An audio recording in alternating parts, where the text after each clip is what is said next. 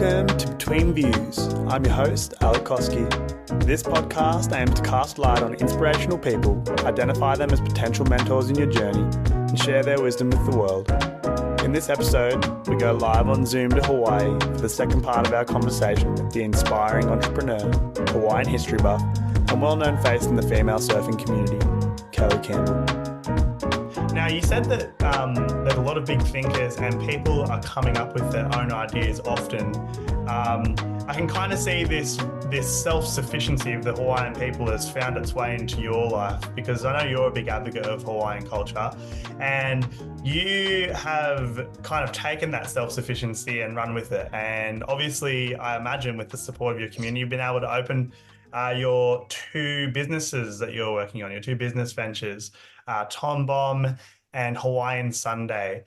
Now, if you wanted to go and check out Tom Bomb or Hawaiian Sunday, you can find them on Instagram simply by typing those in, and they'll come right up. So I was just wondering if you could explain to everyone about both of your business ventures. You know, how did they start?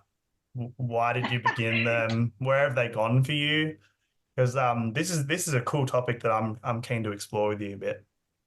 Sure. I guess let's start with Tom Bomb, because that's my oldie but goodie project. And the Instagram handle is actually at Tomboy Bombshell. And that's because the word Tom Bomb comes from the words tomboy and bombshell put together. And it's funny because it is a little bit of a leap between the Hawaiian culture and Tom Bomb in the theory. And I'll give you a little fun story about that. Sure. In Hawaiian culture, there was like a lot of powerful women and a lot of them surfed. And so the idea behind Tom Bomb came to me because I grew up here surfing. I have an older brother, you know, I was a tomboy for the most part. And I think I sort of shied away from the femininity aspect of myself because I worried that it would take away from my skills as a surfer or my athletic abilities as an athlete. And, you know, I just sort of felt like, and then as I got older, I started to kind of, you know, develop an interest in being like a woman. It's fun and rad and beautiful. And there's all these things that are really powerful about that. But at the time that I grew up, it was sort of you were a girly girl or you were not, or you were tomboy. That was all there was. There was no fun in betweens that were like, And then I started, you know, developing this idea and looking back into Hawaiian culture. And, you know, there's women like Rell Sunn, who was a surfer in Hawaii, who was just the most beautiful surfer. She was a badass. She charged. You can see photos of her charging huge makaha. And she was a hula dancer. And she was just, Makaha on the west side of Oahu. She's an Oahu surfer. Got you. She's a very legendary Hawaiian surfer. Yeah. It's a surf spot. Sorry. Yes. Okay. And she was one of my original inspirations for the spirit of that, of blending those two things to create this identity, right? That can encourage women and girls to kind of pursue whatever they want, honestly, whether it's, and it's funny because I surf, it began that way. And in the early days, I made t-shirts and hats, you know, and it was fun. And then I created this surf contest for my community in Kona. I was hoping you'd talk about this. And it's great. We haven't had it since before the pandemic. Actually, we're thinking of doing it, or I'm thinking of putting it on this year. That's the plan. We'll finally put one on after however many years of not being able to do one.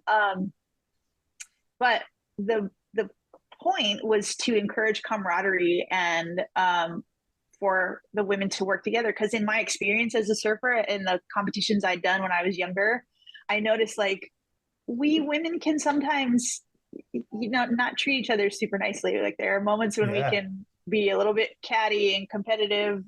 Competition's great. I'm a believer in competition for sure. However, I do think that surfing is a great place to, you know, cheer each other on. So how do you encourage camaraderie in, you know, not just for women, but for men as well? Like surfing's such a solo sport. It's all about like who wins when you're out there, because it's one versus one.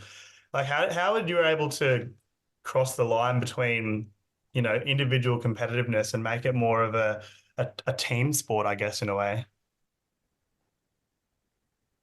Well, we did exactly that. I just created a team contest, Oh, so which you was surf really as part funny of a because no one team. had ever done it, and people were sort of like, "You do." And so what Oh, happens in the earlier days, it was quite a bit smaller. It's gotten a little bit bigger. It's still enough that we know, like the women that or the team that helps me, we have had in the past a finger on the pulse as to who's who in the surfing world.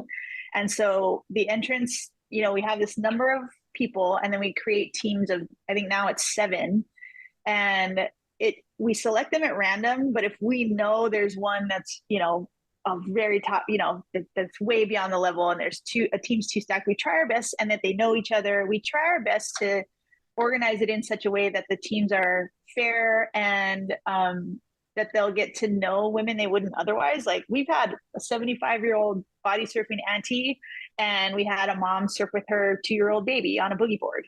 So oh, no one cares what you're riding. You can ride whatever you yeah. want, Oh, really? and then you get extra points for flair. Like, you get points for being stylish and fun on a wave, and you get bonus points.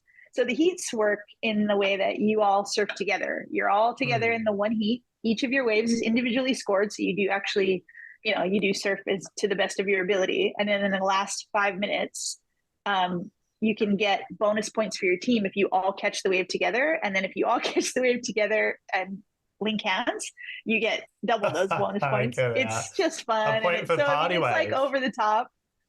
Yeah. We call it a booster wave, but it's essentially a giant party wave. A And booster wave. Is it's that what over they're the called when top. they're It's when like, everyone's on in yeah, Hawaii? that's what we call it. We call it a booster Okay. wave.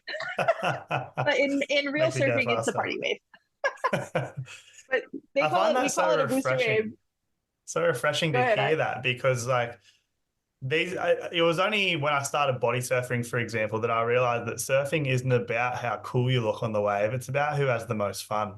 The real competition is like, how much fun can you actually Yeah. have? Like, how much fun are you able to have?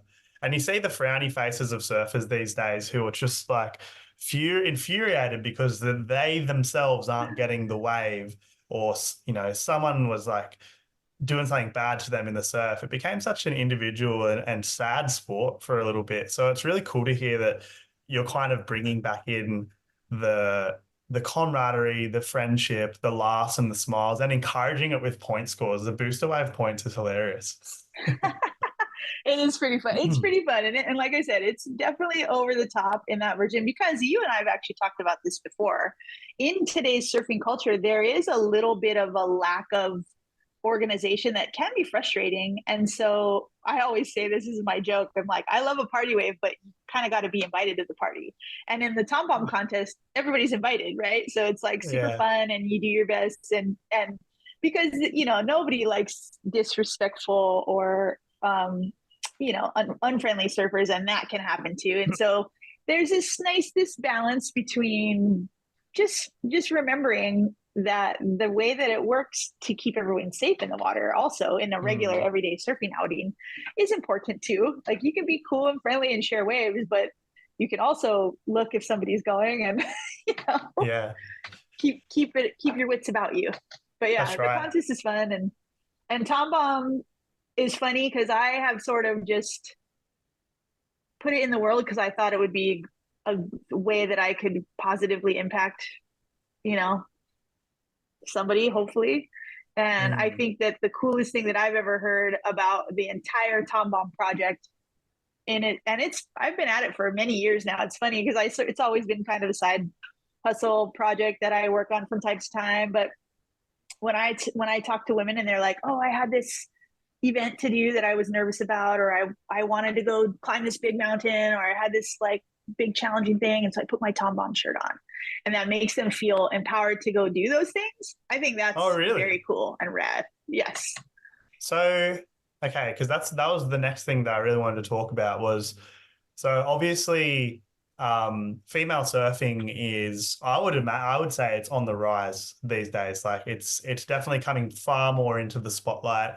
I think it's particularly in Malibu, like longboard surfing. I think that's kind of like the big trend these days. Is you see, even really young girls just out on these huge, like 11-foot mals, like just cross-stepping and having the time of their life and just being epic surfers and like just not really, not afraid to like get out there and surf as good as the boys anymore and like really give it like a good crack. And you see more girls in the water than ever before these days. And I imagine your competition has been really encouraging for people, A, to start up and B, continue their practice of surfing. But like that mixed with Tom Bomb, and you just said that they put on their shirt and they feel empowered. It's almost like, Wonder Woman or Superwoman or something, they put their shirt on, they've got their secret costume, and then they can go and achieve. How did you make it so that was the case? Like, how did people know that was your angle? How did these shirts become powerful for women to wear on their adventures? I think in the early days, the little early tagline was, Tom Bomb is for girls who love getting dirty as much as getting dolled up, right? And Right. so, like I'd said in the beginning, for me, it was more to allow myself to actually go down the girly road. Like I was like, it allowed me to like rock the dress and the red lipstick and like the cute skirt but what empowered me to feel that I could embrace both those sides of myself was like doing those things but also wearing my Vans skate shoes or whatever it is. Like I like the combination of the two, the permission to be both, I think is what really sort of set free the idea. However you choose, the coolest thing that ever happened with Tom Bomb is these are all my ideas. And anyone that ever heard that or heard what I said or heard what I put out there, and we did some photo shoots, and I started this business before social media. So when we did the first surf contest, we had to put a poster up, and we bought an ad, or I did. I say we because I've had a lot of help along the way as far as inspiration and good people that were my team surfers, we'll call them. But Yeah. so even before that, but I think what really resonated with people is they could make it their own, like however they saw themselves. Because I have a friend who lives in Montana who's a rodeo girl, and she's like, oh, I'm a Tom Bomb. And there's a woman who is a river guide, a Grand Canyon river guide, and she's like, well, I'm totally a Tom Bomb because I lead people down these big rapids, and I love my pink lipstick. So I Yeah. think the best, coolest thing about it is how far it's traveled beyond what I made it. Like I was like, this is what it means to me. I'm gonna throw out my artistic vision of it, which is real basic and elementary because I'm not a graphic designer. I the only reason I did shirts and t-shirts was because everybody likes those and stickers are easy and off you go. And then it has traveled far and wide as far as its definition. And so that permission, that cape, that Wonder Woman effect Yeah. sort of morphed into whatever anyone decided. I mean, and it could be anything to anyone. And nowadays, like this might be a hot topic for you, I'm not sure. But if you're a trans kid and you don't feel like you're able to be yourself, this might make you feel like you can be yourself. Or if you're gay, or if you're in some way uncomfortable because society's told you to be one way or another, I think that Tom Bomb has done something really cool in sort of just being like, nah, I'm gonna make my own label, because tomboy and Yeah. bombshell were old words that were used to describe certain women. True. And what I did is just squish them together because that Put was them the kind of together. woman that I wanted to be. Yeah. So I was like, this sounds better to me. I'm going to go with this. And I think Yeah. that everyone that identifies with Tom Bomb is doing that in their own lives in one way or another, whether those words mean the same thing. I mean, it could be any other words, but I feel like it allows people to define themselves. And I think that's cool. Yeah. It's interesting because like in a weird way, it feels like you've kind of merged these two together to solve a question that you couldn't really understand. Like at the beginning, you were True. like, why can't they be both? And I imagine for a long time you were like, why can't I be both? Like it was a question that Totally. you couldn't quite get. So I guess your way of alleviating other people was to make this and be like, you can. So they didn't have to have the same question as you for such a long time. Yeah, kind of. I think so. I think I needed to give myself permission. Like this whole thing has been a big long therapy session for me, guys.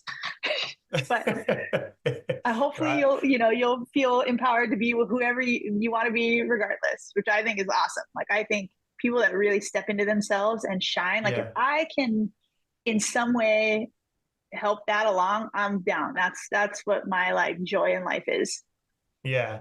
Well, I mean, Kelly and I are both very similar in our reading. I remember I walked around to Kelly's house and looked at her bookshelf and I was like, oh, we'll probably have a pretty good chat. And we do. So one thing that I was wondering was in what was some of your inspirations? It didn't have to be from books. I know you mentioned that big surfer. What was her name? The girl surfer who used to charge Rell waves? Sunn. Rell Sunn. So was Yeah, she Rell a huge Sunn. inspiration to you in diving into this realm of sort of female empowerment in the surfing world? I think Rell Sunn, to be honest, has been a big inspiration for me, and I can tell you probably a lot of Hawaiian women, just as like an example of someone to live up to it, as a Hawaiian, as a surfer, as a woman, because she was just so gracious and giving, and she ripped. I mean, she was such an amazing surfer. So yes and no. I mean, not specifically for Tom Bomb even. I just think overall she's been, if ever you want to look somebody very interesting up, or if you want to look up some really awesome surfing footage, Google Yeah. Rell Sunn, Rell Rell Sunn. Sunn. She's a legend. She passed away quite young, but she left such a big impact on the Hawaiian community, the surfing community, female surfing community for sure. I mean, I could say if you asked any of the top surfers today, they would know who she was. She would have had Mm. some sort of impact on her life, 100%. And And definitely had an impact on Tom Bomb for sure. And now, Rell Sunn, was she kind of someone who was outside of her time? Was she pushing boundaries for women that weren't necessarily being pushed in that time? Is that why she stood out so much? I think she was of that era, with like Margot Oberg and all those ladies. Like, she was of that early, I want to say 70s, 80s. Like, so she, totally, like, she definitely was. But the cool thing about her was she just, in her being, was just she embodied everything about being like, she embodies so much of the Hawaiian spirit, and Mm. anyone you talk to will say that about her. She was so Yeah. lovely. Like, not so much, it wasn't like the mantle she took up, even. It was just, and I think that that's important too, because even for me, like Tom Bomb, I mean, technically, yes, I'm a feminist, but I almost feel like the empowerment part is like a bonus. Like, we get to just rally each other, human beings alike. Like, if this happens to Mm. totally benefit women too, sweet. And if we can rope in good people, killer. But yeah, I think that she was a legend in that, and I think too, to me, I just really wanted to surf like her. She was just had such good style. Yeah. So she I was mean, I know that's a like role kind model of for you. a cop out answer, but it's true. I was like, if I could have surfed like anybody in the world, it would have been. I aim to be surf like her. Wow. I'm going to have a look at that for sure. Was there anyone else who inspired you Yeah. with your journey, with your businesses, or just in general in life? Like anyone who was like a big role model for you to be doing what you're doing now? I will say, I guess I got to kind of give a shout out to my parents, because they both have been entrepreneurs. They both like were pretty fearless in living their lives, and doing what they thought would make their lives happy. And they're both pretty good at giving back in the community. So I think that they've set good examples. And I mean, and that's obviously, as from a kid. My brother, he's he's a creative, interesting person. Yeah. What's his film called He's again? done a lot of cool The things. Stoker Machine? Um, well, so that is a good friend of ours named Darius Legg. If you guys haven't seen Stoker Machine, go check that out, because it's so Please good. do. Um, Darius featured my brother as the surfer, but my brother used to make surf films as well.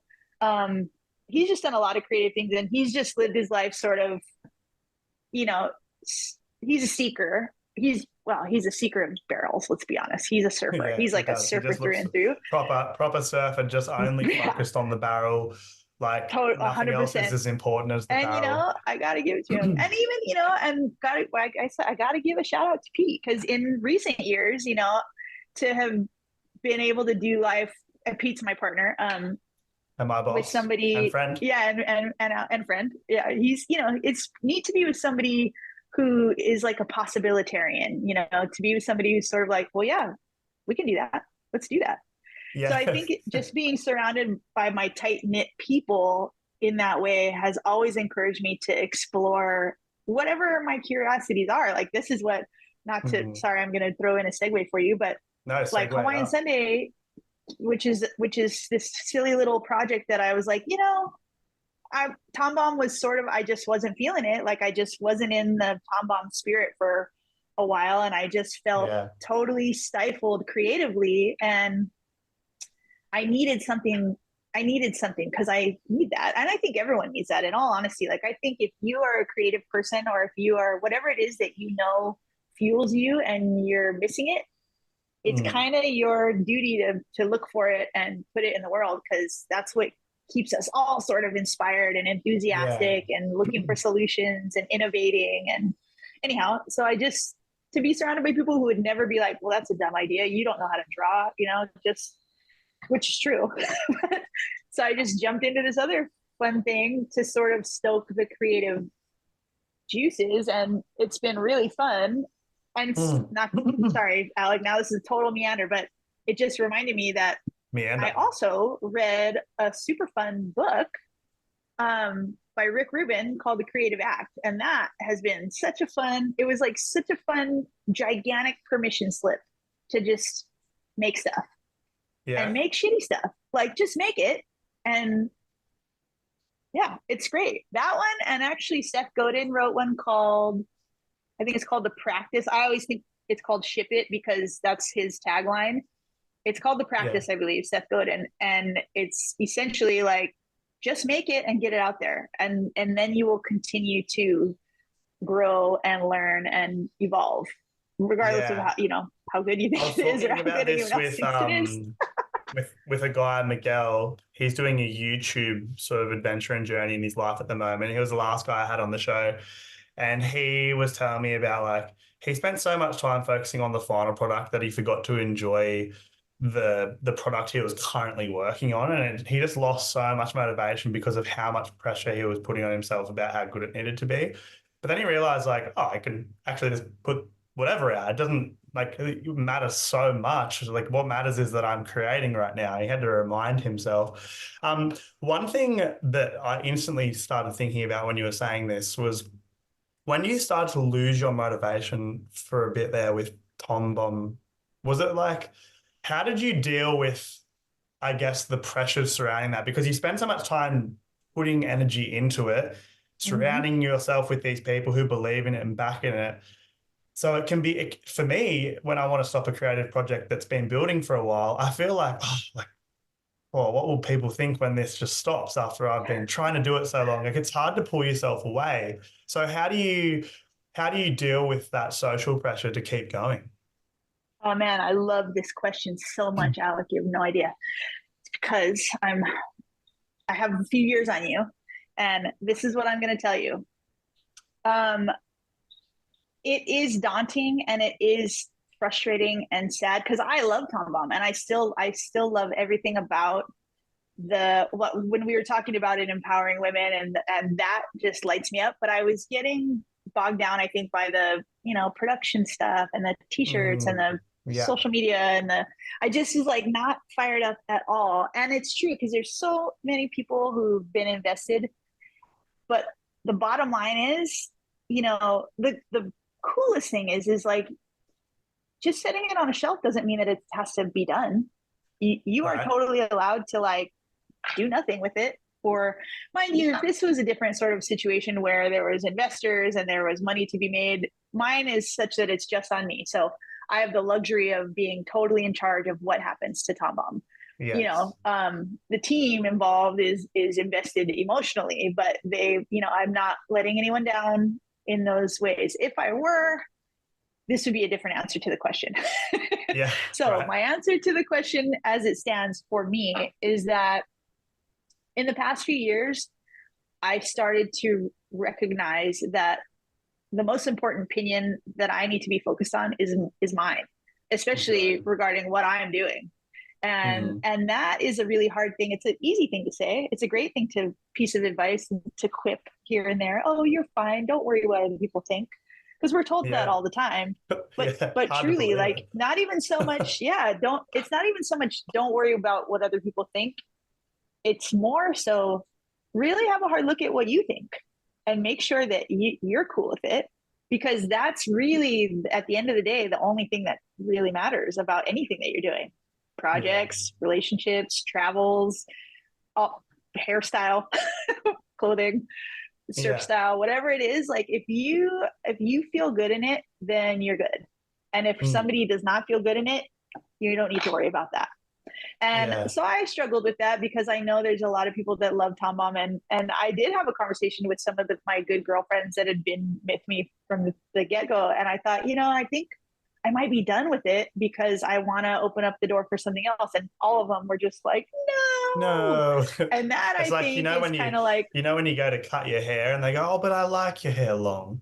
And then you yes, cut it and they're totally, like, oh, that looks great. exactly. So it's the haircut That's metaphor, isn't it? exactly right. It's the haircut metaphor. And just because you do need a break from something, again, doesn't mean that you do have to throw it in the trash. You can Mm. move it aside on the table, and eventually it can come back. Like I've already just in the last few months, actually, funny enough, I've started doing more on Tom Bomb. We're working on the contest again, and so it's getting fun again. And I'm like, oh, great, let's go. Yeah. And once you get into the I flow interviewed of a Nancy, who project, is a legend. If you guys, yeah, is Nancy working on it with you? no, I just wanted to interview her because she's a rad lady who like has totally like done whatever she wanted and embodies a lot of what Tom Bomb stands for. And she's 67, and I did a little interview with her. You can find it on the Instagram channel, I believe. Did you really? And it was just great. Mm-hmm. Oh, wow. She's such a legend. Could you tell everyone about Nancy?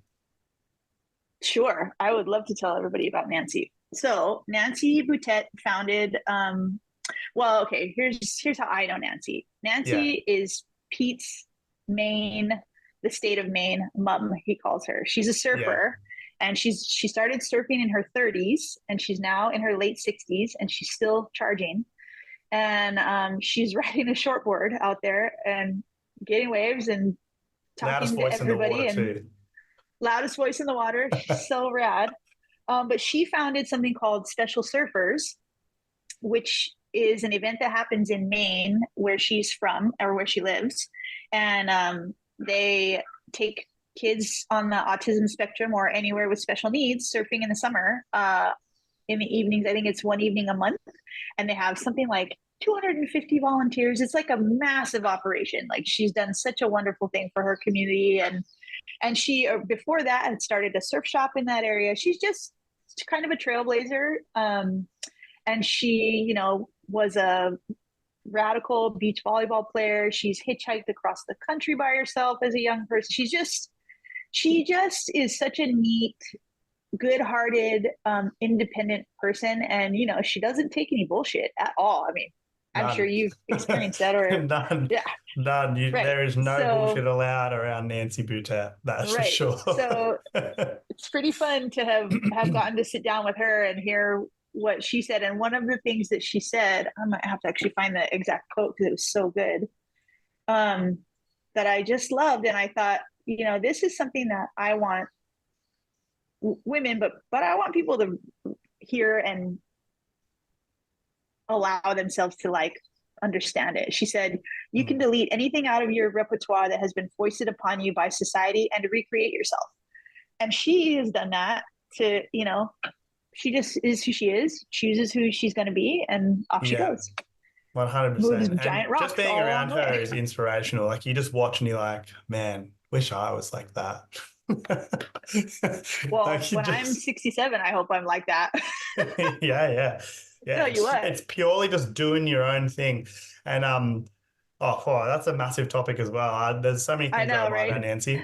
You've actually just reminded me that she would be a good person to interview. But She would be a um, great person. I think that I might actually reach out to her and do that.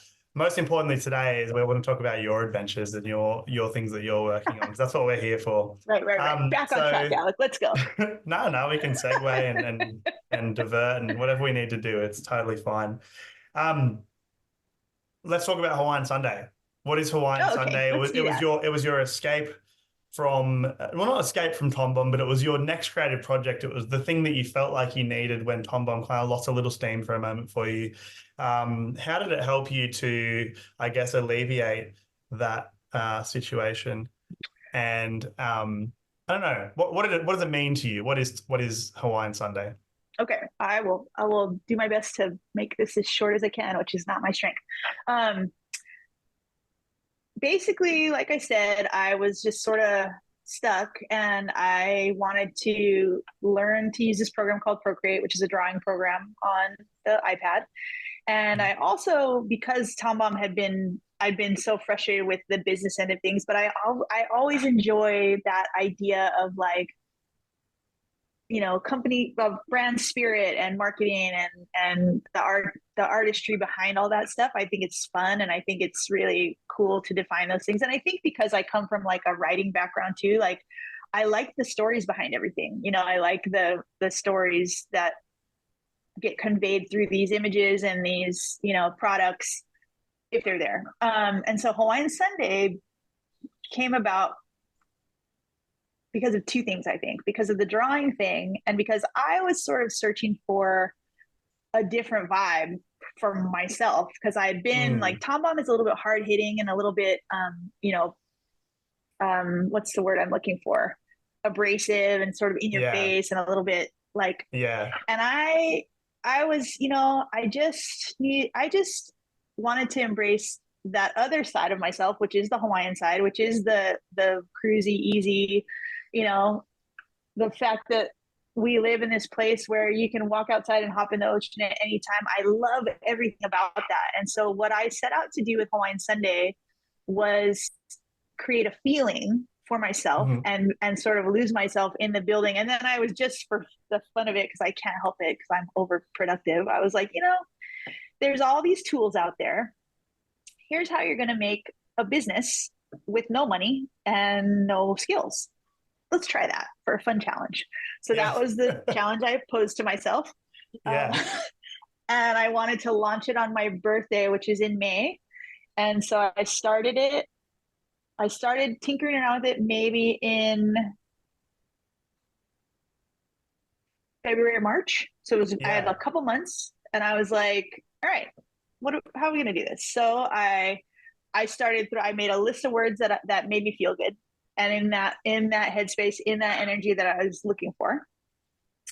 And it's so simplistic. It's like Hawaiian Sunday is so not that original. And I just liked it. I liked it because, and if you go on the website, you can read what Hawaiian Sunday means to me. It's basically that easefulness of not having anything to do and being able to just like take your Sunday at whatever pace you want. I was just looking it up now. I was going to try and show it on the screen, but I don't actually have the plugin to do that yet. I was going to go through and show everyone what it looked like. But people can go and find that very easily. So we have Tomboy Bombshell and Hawaiian.Sunday. And Hawaiian Sunday, like the vibe is very different. Like it's Tom Bomb, like, 100% different. I feel like like you said, Tom Bomb's like right there. It's like this is, we're here. Like this is power. And then on Hawaiian Sunday, it's got this just like chill, coastal, cartoony, like it's like almost like a cute vibe. And it's just like, this is so easy. Awesome. Yeah, it's easy. It's just like easy. And even the page is really nice to look at, just like scrolling through Instagram. It's just like, it's very cool. And your drawings are getting really good actually as well. You said you started off without the drawing skill, but you're getting really good now. They're still not there, but there's a market out there for that wabi-sabi third grade style of art. If you like that, you'll love Hawaiian Sunday. Well, that's one of the cool things about today's world is if you want to go out on your own, you can just start. I guess that's the trickiest time though, right? Like those early days when you're like, I'm going to do this and this is my thing. You do it for yourself originally, and it's important to try and do that all the time, but it's easy to get caught up in like, oh, that picture I put up only got 2 likes and they were both my mum's accounts, like Yeah, I when mean, you first start. How do you when you're starting these ventures, because you've done it a few times now, how do you deal with the early days? so it's funny you say that because Hawaiian Sunday still is like not necessarily caught on, we'll call it, especially in the social media realm. But I kind of just don't care about that at the Hmm. moment. But I think it's important if you're starting something, for instance, like if I think because I wasn't setting a goal for monetary return, like I said, I did love the challenge of just creating a business because I don't know if you went on the site, but you can shop. I mean, you can shop set, you can buy prints, you can buy t-shirts, like it's all there. And Mm. I think it's like pretty fun to have posed. And I think if you want to start something, if you are somebody who's curious about starting your own business, whether it's a brand or, if you have this rad product, like the thing about this, the way that I did this is it takes no investment. You don't have to do Yeah. anything except the work. And Yeah. I think you basically just have to keep in mind that if you like it, people will feel that. If you're into it, if you get fired up about what you're putting out there, it's not going to be everybody. Not everybody's going to like it, but not No. everybody likes everything. No, that's But I think true. if you genuinely like put your energy into it, people will like it who will like it. Because think about the things that you like. Some of it's maybe not commercially like successful, but you're like, this is This is great. cool, and Yeah. I'm into it. And that's, I think, what creative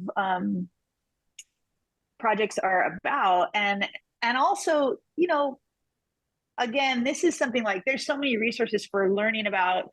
If you did want to monetize it in a big major way, there's so much information about funneling things to your website and utilizing social media to collect the emails. Because interestingly enough, I have another good friend who is in marketing, and he's like, the most return on your advertising investment is not through social media, it's email marketing. That's where people will Mm. click and buy. I mean, and I'm guilty of it. I've 100% clicked on an email from whoever and bought something. So I think that It's through email marketing ultimately, that people will buy something. isn't that interesting?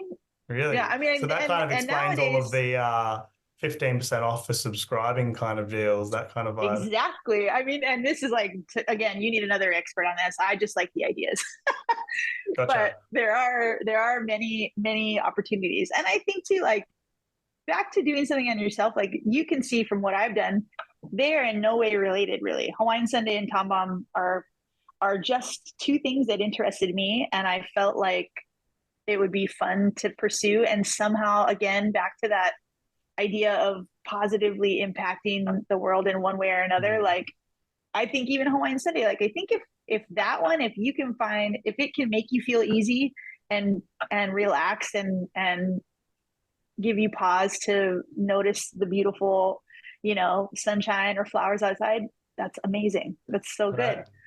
Yeah, I think that that's like I've accomplished what I set out to do. I think one thing that people don't start these kind of things, well, I think everyone is actually so creative and we have this amazing power to take things that literally don't exist, or they do, but they don't exist together, mush them together and create something brand new. I think a lot of people actually have that and don't even realize how much they have that. And I think one of the primary things is time.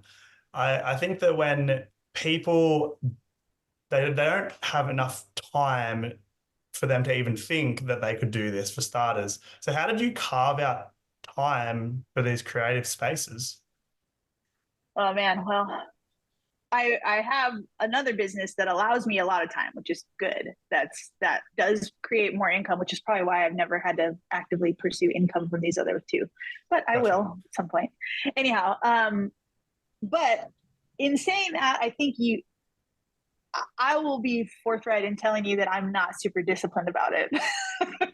So I do my best, and you can, if you look at the history of my social media accounts, you can tell it's not as consistent as it should be. And if I were going to give advice to anyone, I would say, be consistent. I think that's a massive bonus, because whenever I have been consistent in those efforts, you totally get a massive return on that investment of time.